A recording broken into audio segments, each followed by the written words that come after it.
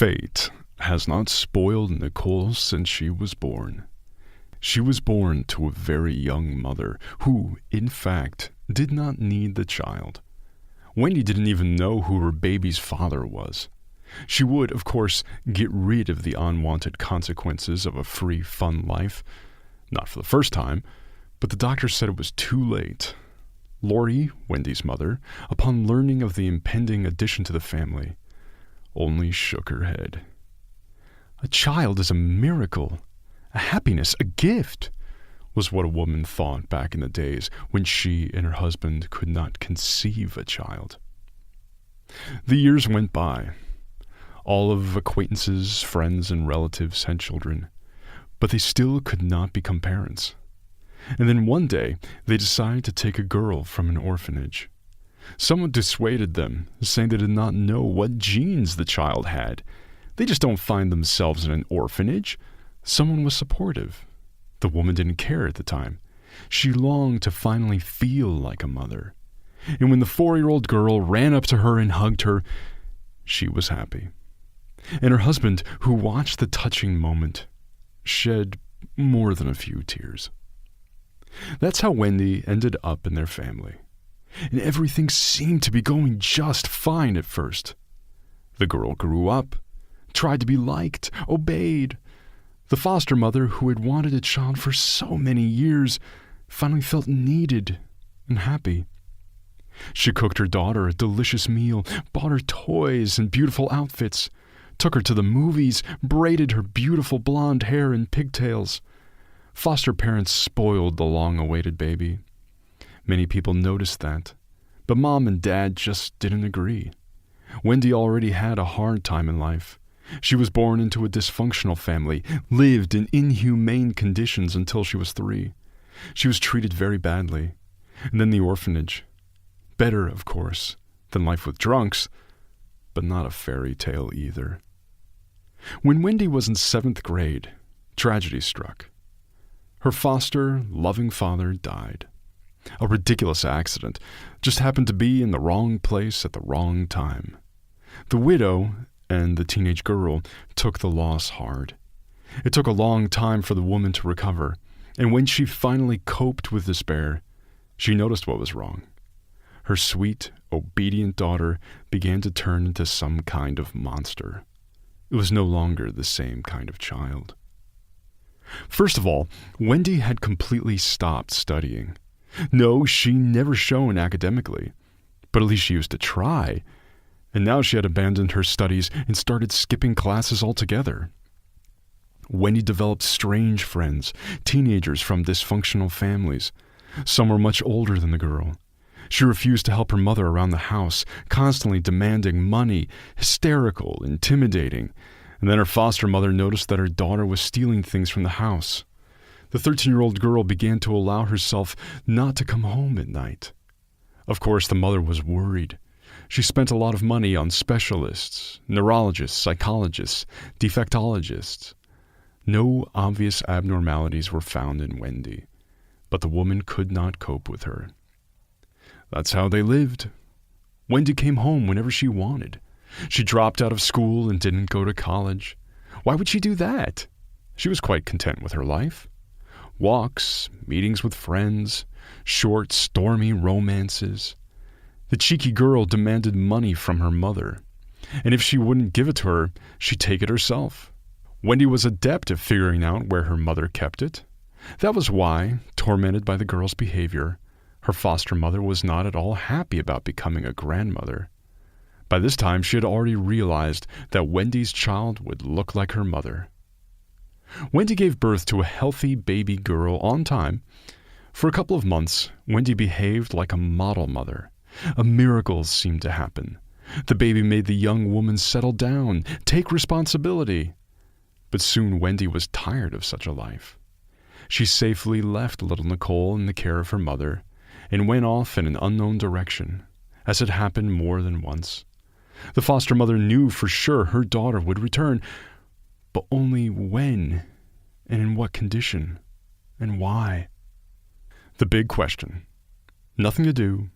The grandmother began to bring up her granddaughter herself.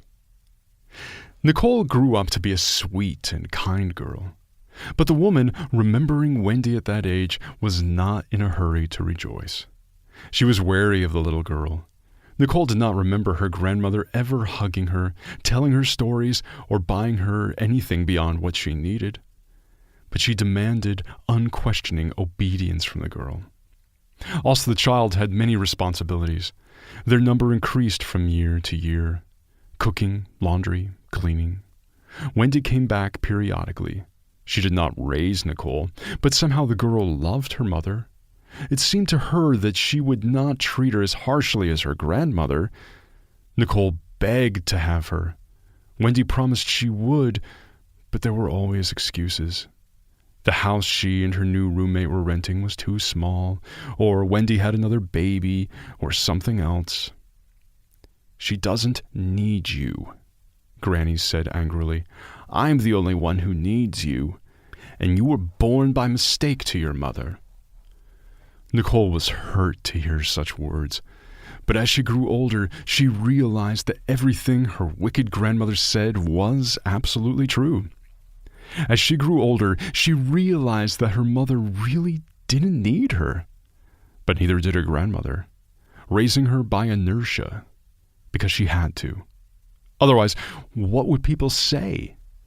Nicole had not seen love, warmth, or care. Even though she had been raised under normal circumstances, she even had her own separate room. After high school, Nicole went to the same school her grandmother had once chosen for Wendy, a college of economics. It wasn't that she dreamed of becoming an economist. She just couldn't go against the will of the woman who had raised her. She was used to listening to her grandmother in everything. That's where she met Bobby.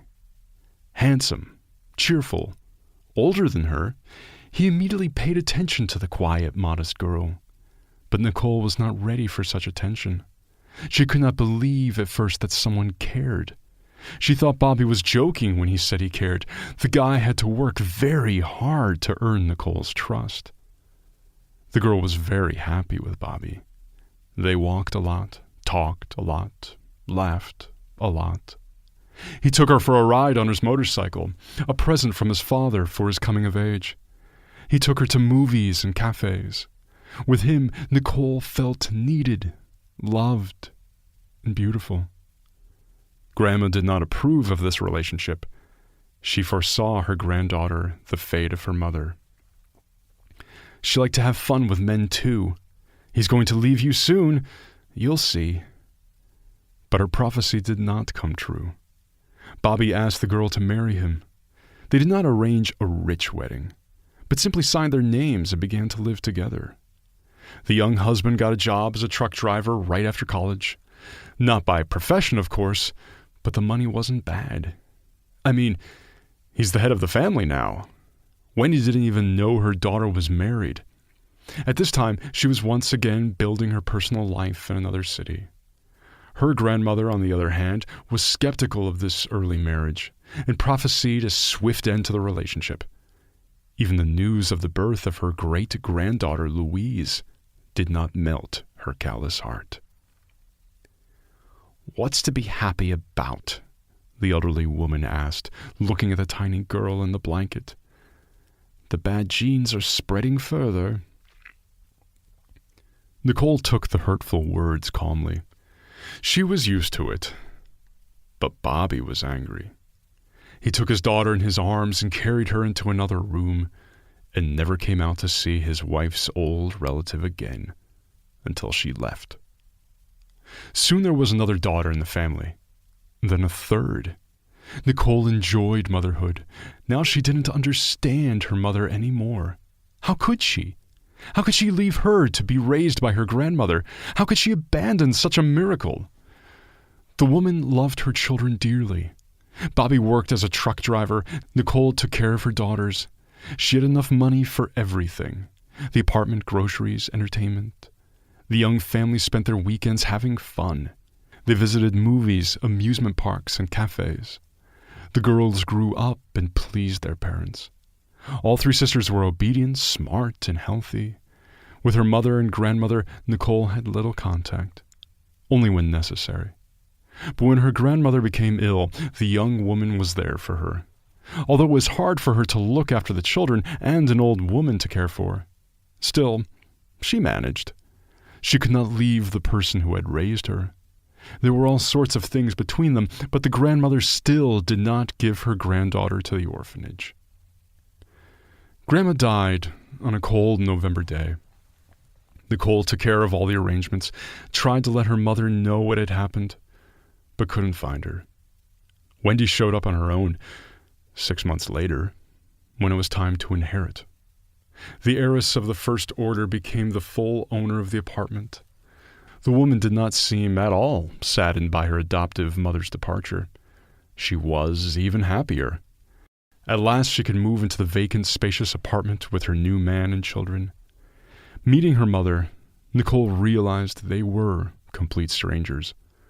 Wendy has no family feelings for her, and Nicole herself, looking at the worn-out alcoholic and her untidy children, suddenly realized how lucky she was that she had abandoned her eldest daughter to her grandmother and not take her with her. Sure, it didn't feel good on the inside, but Nicole didn't feel desperate. All was well in her life. A loving and loving husband, a comfortable, clean home, 3 wonderful daughters. Her husband adored their girls, but at the same time dreamed of a son. Nicole didn't mind having another child. She loved being a mom. She enjoyed interacting with the babies. The daughters were getting older. It had been a long time since they had a baby in the family, and the couple decided to have one. The news of another pregnancy Bobby received enthusiastically. They even celebrated the event in a restaurant, looking at the happy face of her husband, feeling the warmth inside from the newly born life. Nicole knew she was happy. She is now surrounded by loving family members. What else was needed to be happy? In the summer, the family had 2 sons, Alan and Todd. Nicole and Bobby had twins. Yes, it was not easy for the couple, especially hard for Nicole to cope with infants when her husband was away on business trips. But the eldest daughter, Louise, tried to help her mother in everything.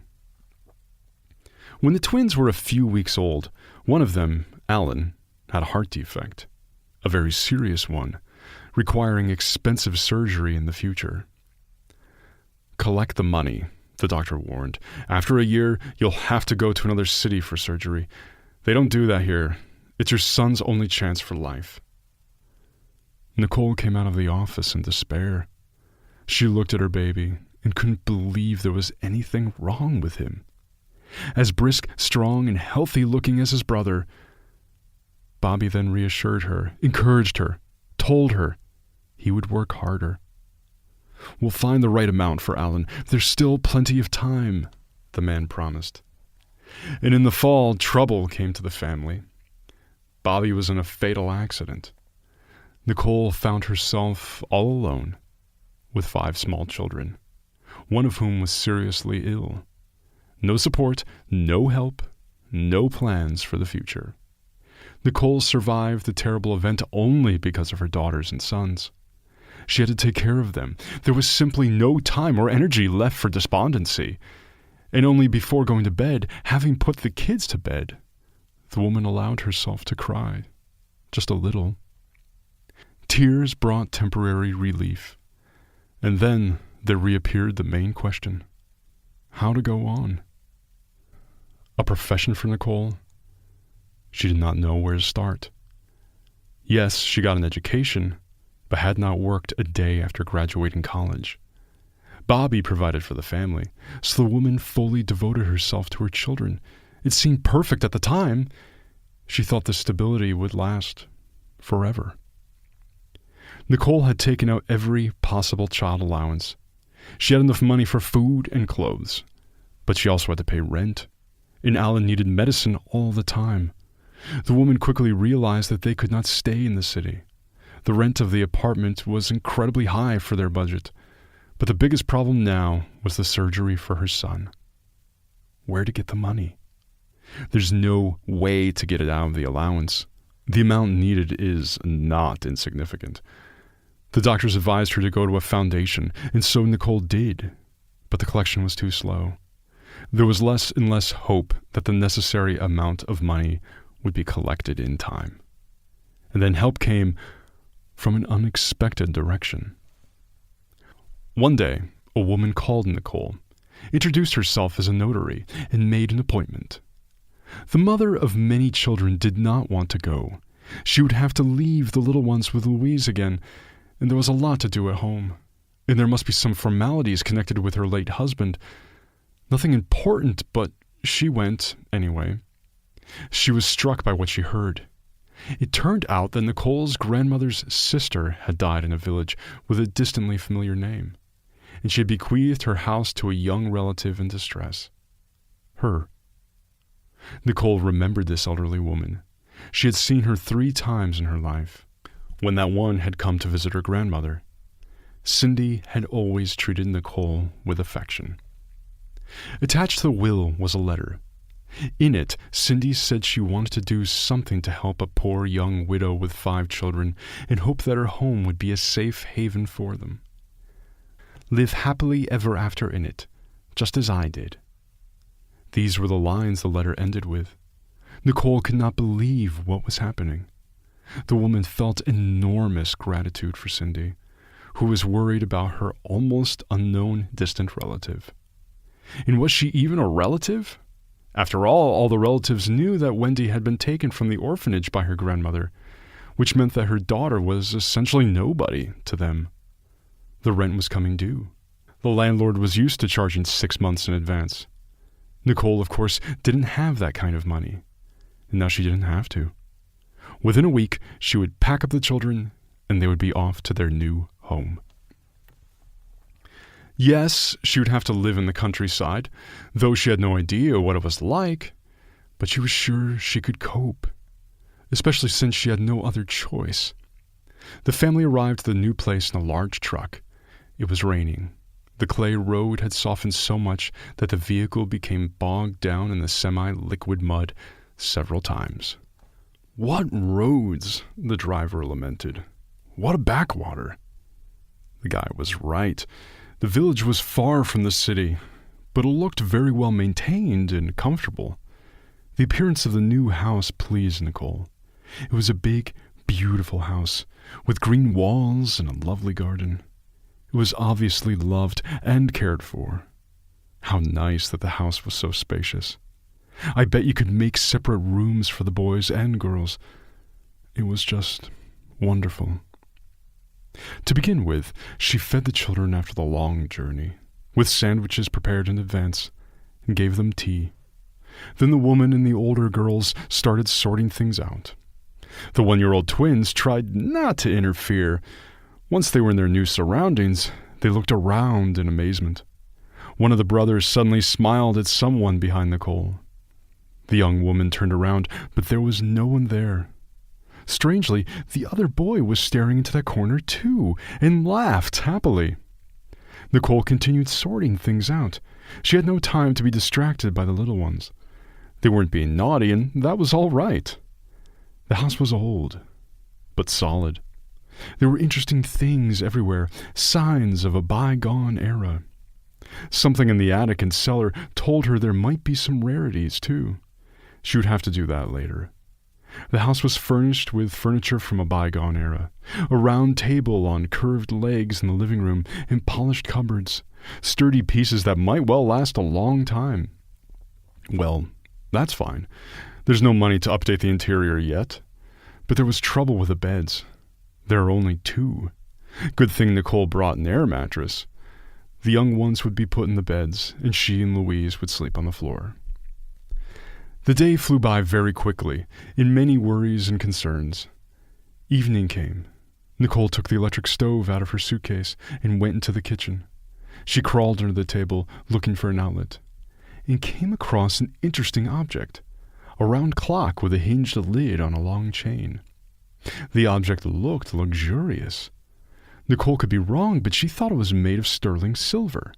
Expensive stuff. She wondered how it had come to be in this well-built but generally not wealthy house. And why is there a fancy watch lying on the floor? Strange. Nicole pushed the button on the case of the watch. The cover sprung open. On the inside of it was engraved, "To the Savior in eternal remembrance." The handwriting was ornate and swirly. Nicole put the find in her bag. It's a very valuable item. It would be worth a lot of money, and she could put it aside for an operation, and someone cared for the silver watch as a memento. It's obviously been cared for. It looked as good as new, shiny and polished to a shine. I wonder who this Savior is. For what deed has this man been rewarded with such a gift? And how did that watch end up here, in the village house, under a table? The children reminded her that they were hungry. Nicole took her mind off her thoughts and began to prepare dinner. Yes, she still had a lot to do, but it was a nice chore to make a home for herself and the children.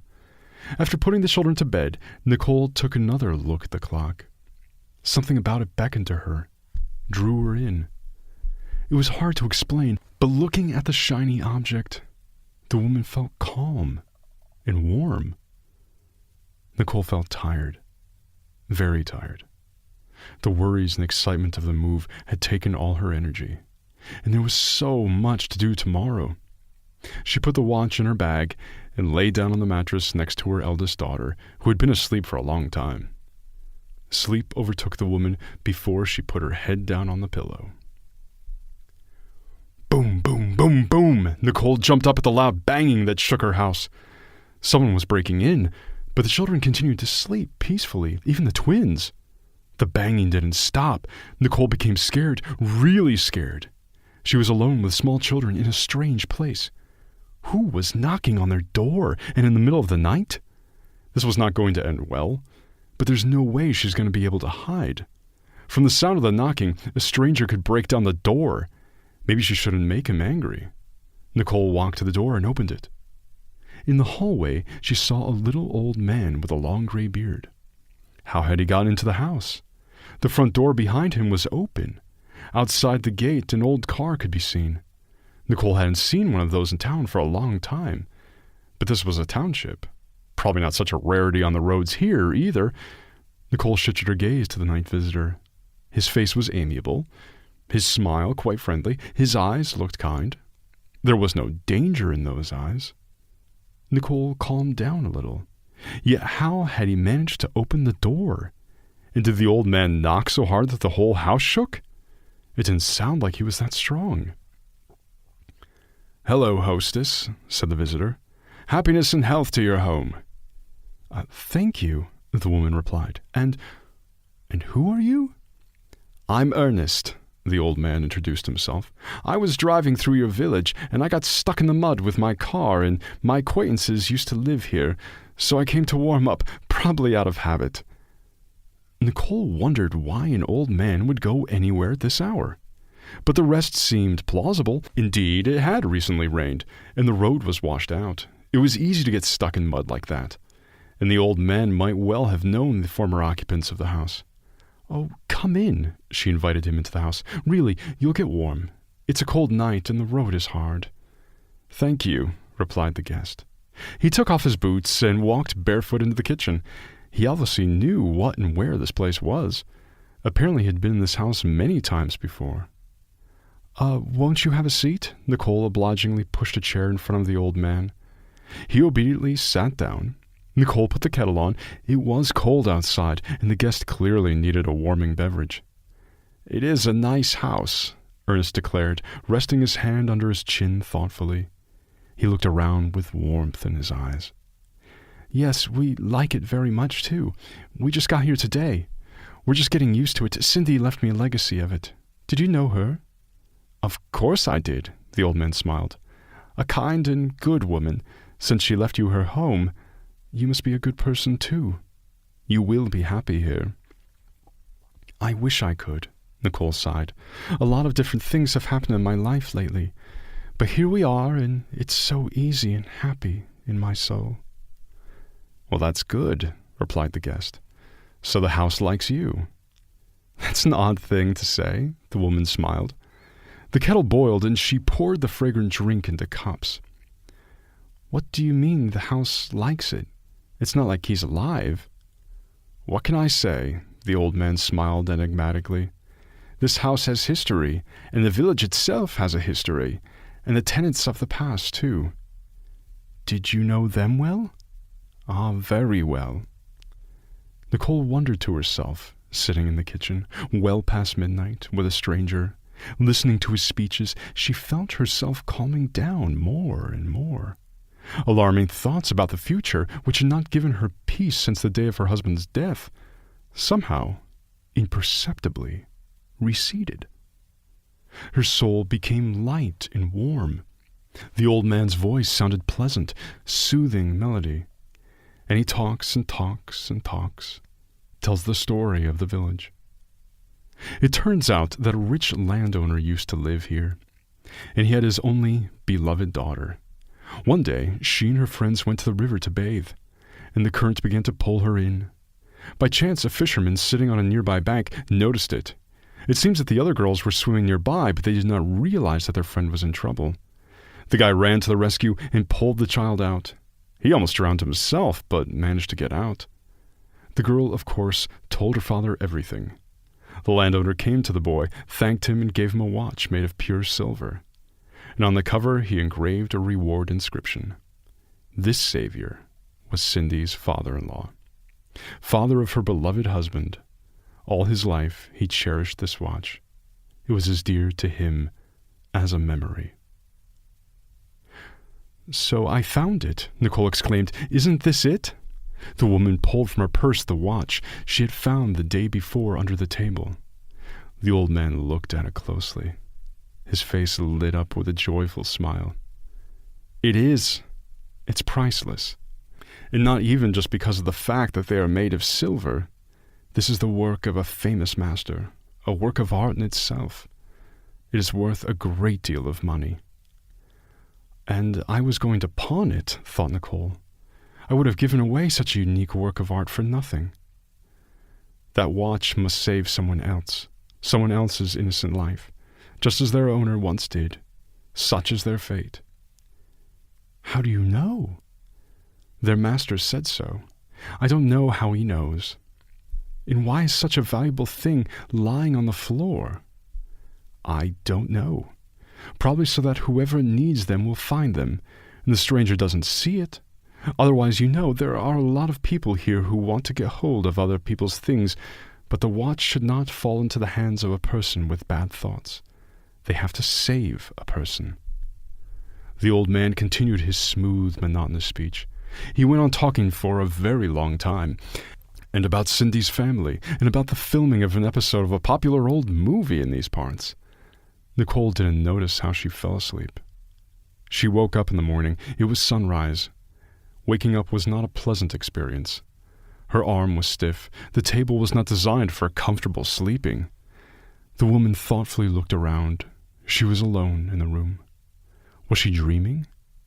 A knock on the door, a car outside the gate, an old man talking. There was a second cup of untouched tea on the table. Nicole tried to remember if the stranger in the dream had been drinking the hot beverage. No, he seemed to be saying something the whole time. Nicole stepped out of the gate. The house was empty too. Most importantly, she found no tire tracks on the wet clay road. That's just impossible. The car had been parked at the gate yesterday. It hadn't rained, so there must have been tire tracks. How strange. Nicole went back into the house, pulled out her phone, and opened the browser. The woman decided to check the facts that the night visitor had told her about the village. It all checked out. Nicole didn't know all this before, so the old man really did come. Or had he not? After all, he had left no trace behind. How strange it is. The children began to wake up. Nicole went about her usual morning routine. She started making breakfast, cleaning up, planning her day. Strange dream. Or was it not a dream? The night's incident did not leave the woman's mind. At lunchtime, Nicole went up to the attic. She wanted to see what was there. Among the broken furniture, closets of old things, and stacks of books with yellowed pages, the woman found a photo album. Its pages were filled with black and white photographs. Nicole scrutinized the faces of people who were probably long gone. Back then, a photo shoot was a whole event. Models prepared, beautifully dressed, specially selected time. Everything is different now. Anyone can take at least hundreds of pictures with a smartphone at any moment. Suddenly the girl flinched. In one of the pictures, the night visitor, Ernest, was looking at her. It really was him. As the caption 1973 said, he is already a deep old man, about the same age as he had come to her at night, and the eyes are the same, and even the smile. Nicole took a closer look at the album and the captions to the photos, and she realized who Ernest was. He was the father of Cindy's husband, the father-in-law who had once saved the drowning daughter of a rich landowner in his youth. It was his watch that was now in Nicole's purse. What did he say? Are they supposed to save someone? Maybe just their family, which is now in distress? Perhaps the proceeds would be enough money for surgery for Alan? Is that the kind of rescue the night visitor had in mind? After all, the boy's life depends on it. How is any of this even possible? Nicole knew that Cindy had been a widow for a long time, and her husband was older than she was, and had died much earlier, and her father-in-law all the more so. He had certainly not been on this earth for decades, and yet the woman was sure it was him she had seen last night. "Mama, Mama, there's someone here to see us," Louise's voice echoed from below. Nicole hurried downstairs. Who was here to see them? Was it Ernest again? She had so many questions for him this time. Nicole was not afraid of meeting the unknown.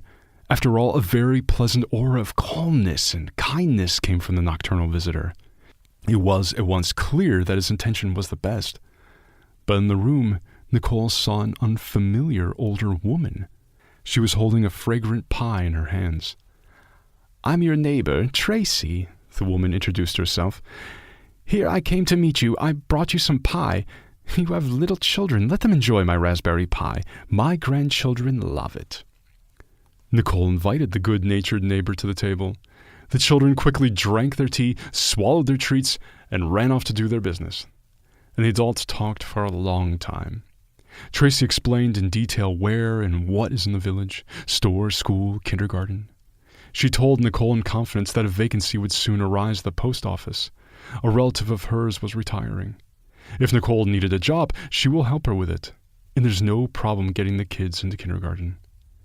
"Did you find anything interesting here?" the neighbor suddenly inquired.